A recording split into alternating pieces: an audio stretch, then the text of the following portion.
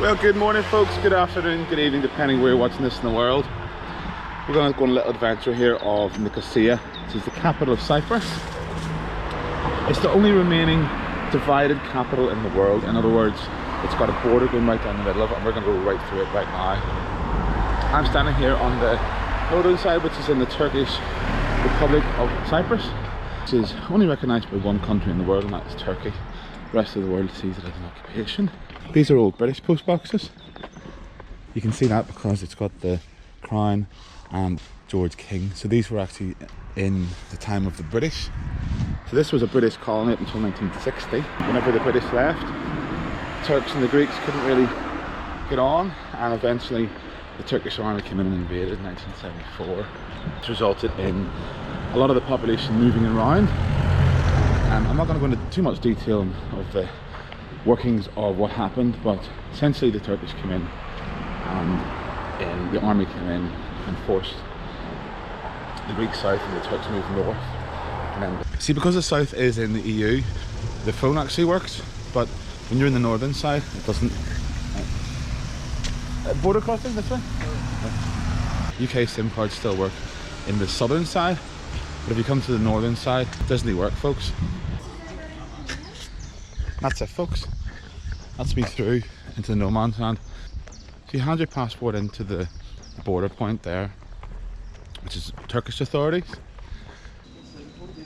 Well, this is our most famous hotel. This was our most famous hotel on the island. It is called the Ledra Palace Hotel. This was known in Cyprus as the best hotel, actually.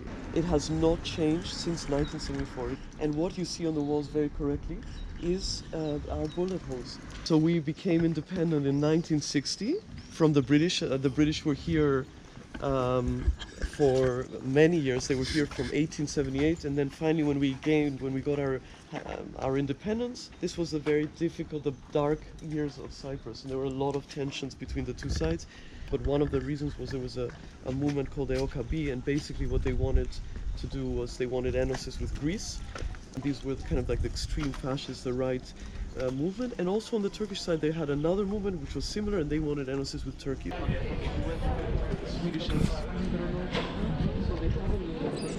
So folks, inside here there's a Kurdish man living in this tent. Eleni just explained there that he actually crossed into the northern Turkey, which is not in the EU. He wanted to get to the EU, crossed into the buffer zone. Now he's living in this tent.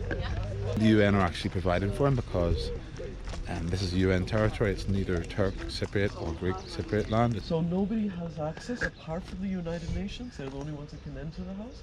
It is a house that's stuck again here, and obviously nature is slowly reclaiming. So we're now back out on the Cypriot side. It's out of the UN buffer zone. We're going to take a walk along the walls. We're just going past Stelios from EasyJet. That's his house over there. And here's a charity that if you're from the Turkish or the Greek side, you need to have people from both sides. You can get funding to set up a business. So it's a cross-border, cross-community kind of project. So folks, that's up on the Turkish side. And before the gates opened in 2003, people could not cross. So people would have communicated actually right from this cafe. There's a cafe and a park at the top on the Turkish side. Phone lines were actually cut off as well. There was no phone communication, there was no way of communicating. So for almost 30 years, there was no way of communicating between the north and the south. So folks, on this part of the wall here, this was part of the Venetian walls, which would have crossed across here. I believe that is Paphos Gate, because that leads towards Paphos. And these would have been actual fortifications whenever the war was happening. This is on the Greek side. On the Turkish side, you can see there the flags demarcating the point. So that's the flag of Turkey and the flag of the Turkish Republic of Northern Cyprus. And again, there is the Cypriot flag and the Greek flag side by side. You can see all the lookout posts there for the guns. I was just learning there as well that Turkish settlers on the northern side are not allowed to cross into southern Cyprus, into Cyprus proper. Parallel to Eleni Street, and we're going to see other parts of it that's been developed at the end of the street. So that's Eleni Street. So folks, this church here was actually on the buffer zone, so meaning that it would have had to close down, but because the Vatican Embassy is right here. Embassy of Vatican City. So this meant that this church actually was able to stay open. So it's kind of a no man's land, if you know what I mean. The entrance is on the Greek side here, but towards the back of the church it does actually cross into UN buffer zone.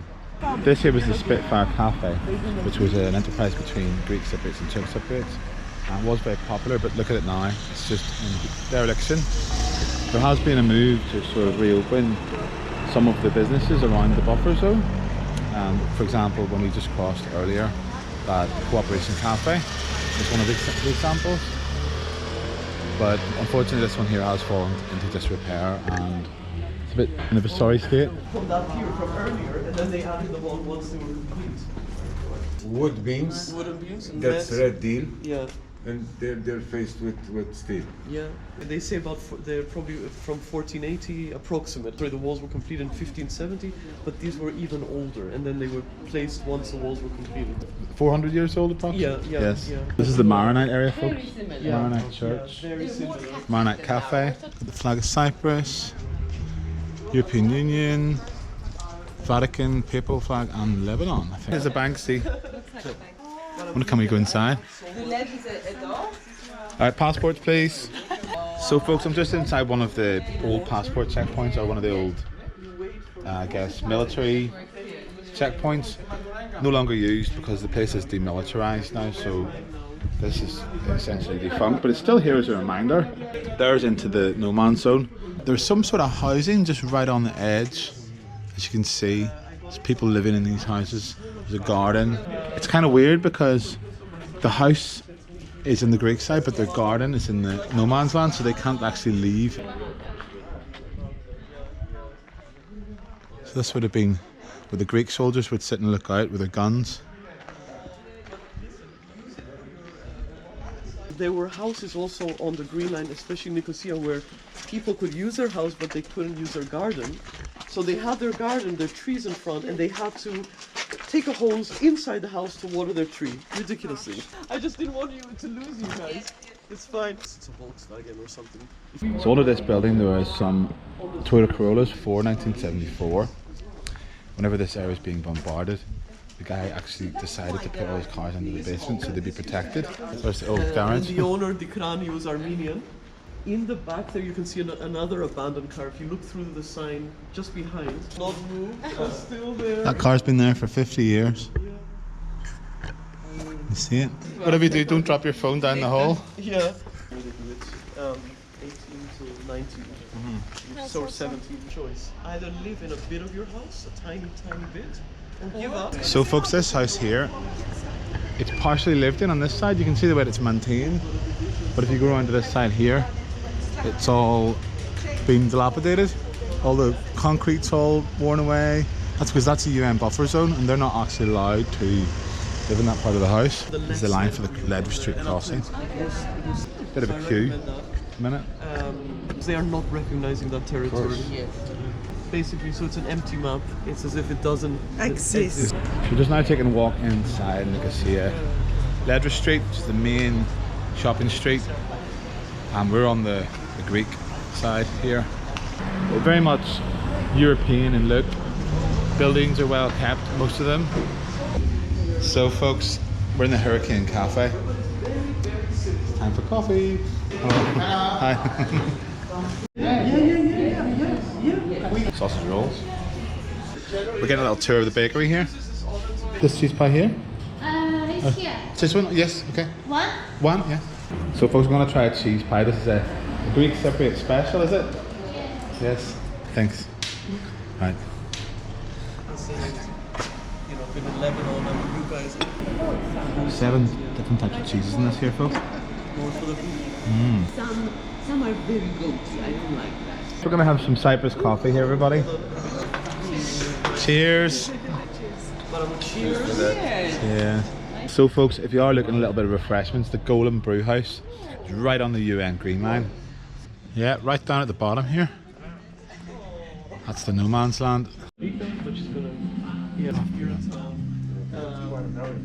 want to show you an abandoned house This house was actually a house that belonged to Greek Cypriots, and they recently got their house back because it was right on the buffer zone, and there was military here. Right. And after a lot of the outposts left, they left also from here, and the family is able to reclaim the house, but they are waiting now to decide what is going to be done. Look how beautiful it is in the day.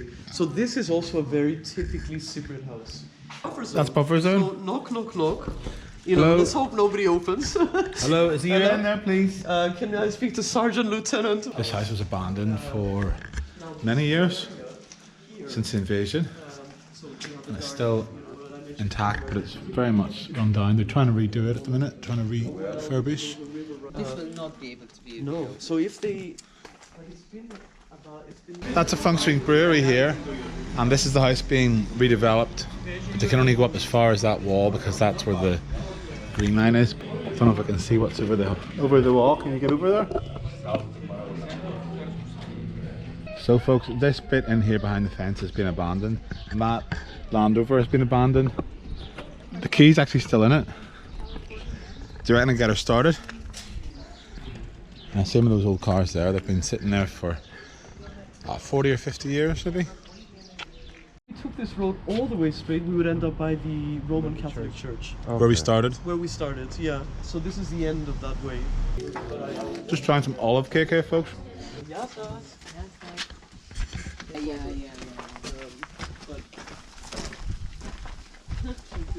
this is all this has been abandoned. I mean, that was UN. And nobody could actually walk here until it opened. So you can see the UN flag, just to let you know where you are. Hello! Believe me, the first time I came here. Better watch I don't get taken out by a sniper. But you can see the flags everywhere. There's the flags of Greece and Cyprus. Way over there in the background would be the Turkish side. But it's really weird. This area hasn't been lived in since 1974. Prior till a few years ago, this was actually illegal to come here. There's all the fortifications, all the towers. So folks, that there's a school. I'm not sure if you heard that. That was a school that has laid empty since the invasion in 1974. Literally stood still in time. Guess this. Yes, sir. So this here, folks, is an old Again, mosque. families from, let's say, North The minaret on the top they try to get a lead. and the little crescent. This would have been an area full of Turkish Cypriots in this area before the partition. Of everything. Hello! Nice hair! Yes! So we're just at the checkpoint again here, folks. Yeah. We're about to go through it again. Yes. This is the Ledra Street. Twice. Yes. It's right in the centre of the old town. So first of all, you got to go through the Greek checkpoint, and then the other side is the Turkish Cypriot.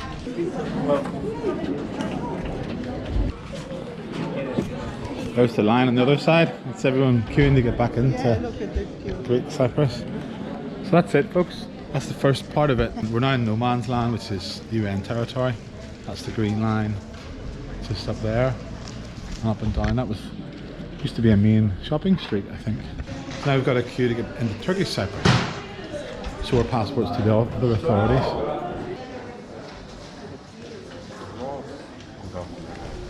Hello.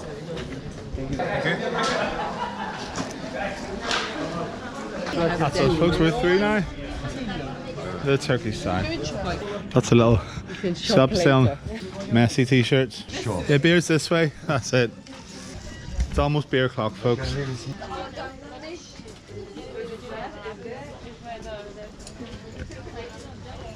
Fake clothes. We're on a mission though, folks. We're on a mission to find some beer. I think we found our beer spot.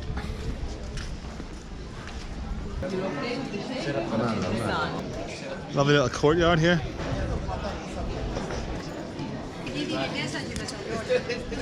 Yes.